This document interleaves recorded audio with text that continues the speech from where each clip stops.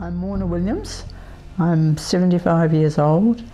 I've lived on the Gold Coast for just over 4 years with my husband Neil. I have 2 children. They're both married, and one lives at Nerang, one lives at Riverstone Crossing, and I have 4 grandchildren, 2 boys and 2 girls. They've each got one of each. Can you tell us what symptoms you had? How were you diagnosed, and did you tell anybody? Right, I was diagnosed in 1988. My first symptom, although I was told subsequently that I'd probably had other symptoms years before that I'd never picked up on, which I thought was strange. But anyway, I woke up one morning and I was numb from the knee to the ankle. So I went to the doctor, and he said, Neil was probably lying on your leg last night, so it'll go away, and it did. But then I can't remember whether it was weeks or months later, I woke up and I was numb from the waist to the feet. And I thought, well, this is not right. So I went back to the doctor, and I suppose some alarm bells rang, so he sent me to a neurologist in Invercargill in New Zealand. And he did some, tests like walking in a straight line and little simple things like that. And he said to me, I think you've got multiple sclerosis. So, what's multiple sclerosis? I didn't know very much about it. So it was a bit of a shock. So he said, I think I'll do a lumbar puncture, and that will tell me definitely whether it is or not. So I had a lumbar puncture, and the results came back, took about a week I think it was, and it came back negative. So I went to see him again, and he said, well, I still think that's what you've got, even though they've sent it back negative. And I was sent to Dunedin, which is the larger city than Invercargill. It's got a university and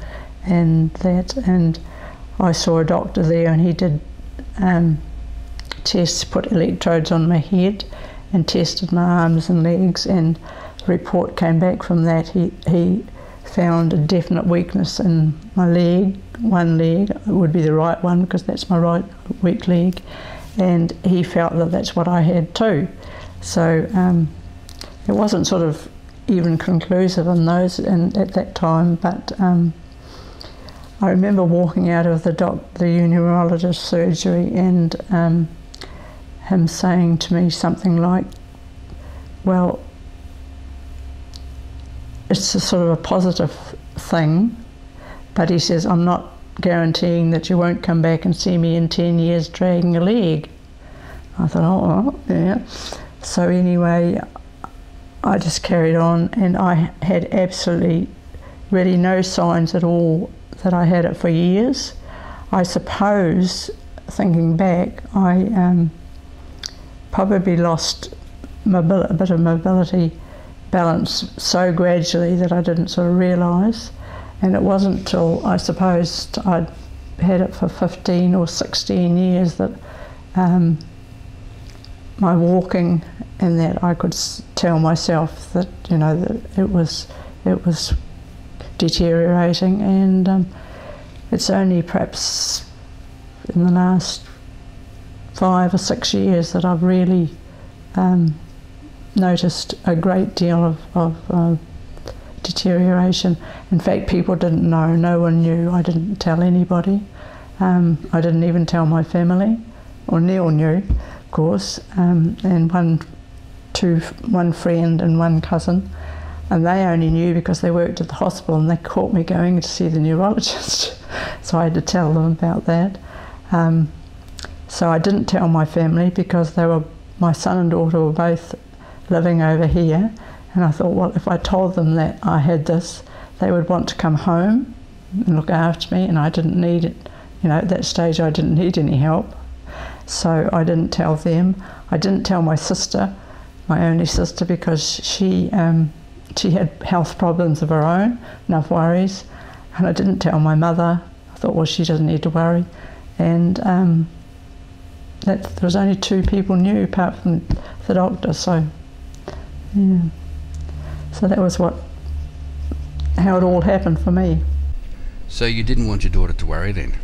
I thought if I told my daughter especially, she'd want to come back to New Zealand, to Invercargill, and look after me. And they'd start to make a life here, and they loved living here, so I didn't want them coming home. And as I say, I didn't need any help. For those first 15, 16 years, no one picked it, that I had it. Yeah, so. How did you feel when you were diagnosed? I felt that the neurologist could have given me more information about the thing. I sort of walked out of that surgery thinking, oh, I've got EMS, what's that? And if it hadn't been for this friend who was actually a nurse, and my cousin that I actually ran into that day at the hospital, if they hadn't got me some literature and that, I wouldn't have known a great deal about it. I mean, I didn't have a computer in those days to look it up and see what it was. So I really didn't know a great deal about it at all. So I really think, this particular neurologist could have told me a bit more. Have you been on any medications, and what are they? No, I haven't been on any medications at all for MS. I saw Dr. Broadley in November and had another lumbar puncture and an MRI, and he also tried me with some steroids. And I spoke to him afterwards, and he felt that at my age some of the drugs might be a bit too strong for me to try, and I sort of have got the impression all along that my type of MS, which is progressive one, there's not a great deal that they can medicate. It's the repetitive one that can take all these drugs. So no, I'm on nothing at all. Have you tried any alternative medicine? Oh, not really, no. I mean, I take vitamin pills and things like that to different, fish oil and vitamin E and things like that, but nothing else. No. Have you changed your diet at all to maybe help with symptoms? No.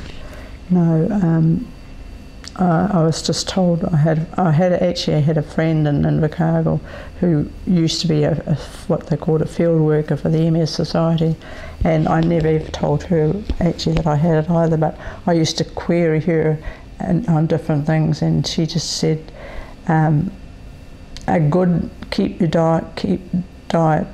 diet helps, and exercise. She says if people keep mobile, that helps a lot. So I can remember saying that, and then I always felt guilty afterwards that I never ever told her that I had it. But I did confess before I came over here.